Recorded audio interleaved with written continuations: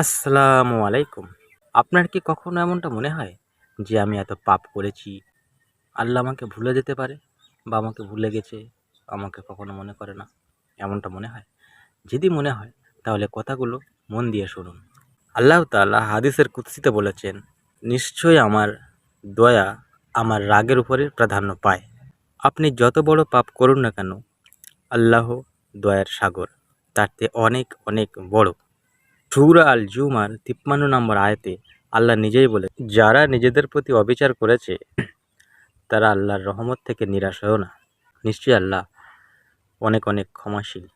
শয়তানের সবচেয়ে বড় চাল হলো সে আপনাকে বোঝায় যে আপনি ক্ষমার অযোগ্য, কিন্তু ইসলাম আমাদের শেখায় আশার আলো।